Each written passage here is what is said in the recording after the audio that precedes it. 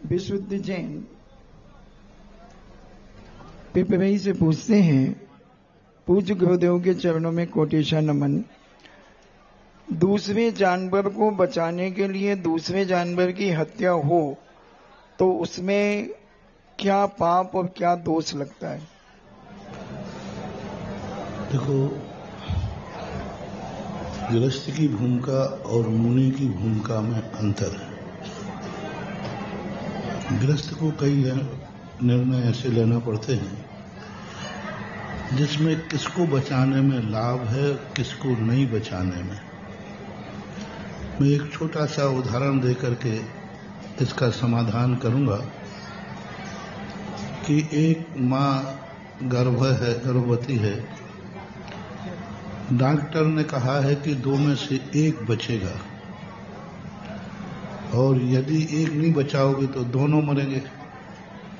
ऐसे मौके आ सकते हैं कि नहीं?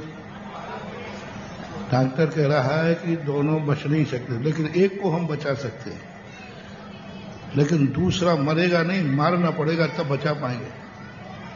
अपने आप तो दोनों मरेंगे, लेकिन 1 को मारेंगे तब 1 बच पाएगा। दूसरे को मारना पड़ेगा तब बचा पाएंगे, अन्यथा दोनों मरेंगे।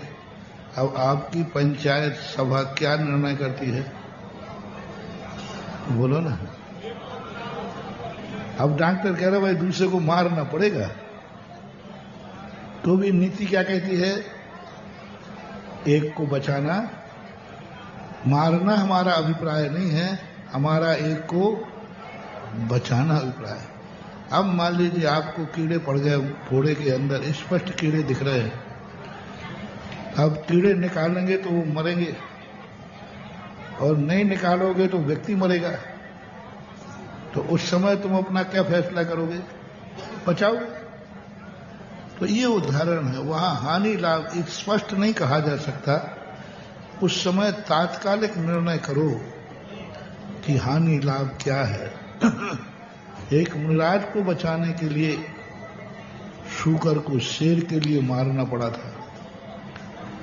शूकर के सामने एक समस्या थी, यदि शेर को नहीं मारते हैं तो महाराज मरेंगे, और महाराज को बचाते हैं तो शेर मरेगा।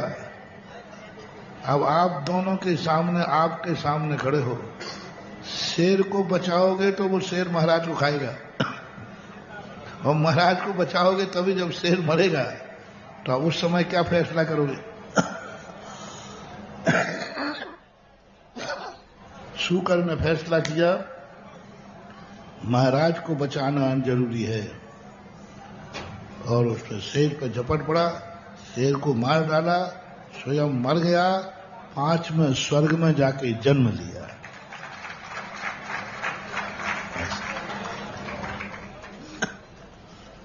राजीव जैन, सांडा कॉलोनी, बाघोगढ़ से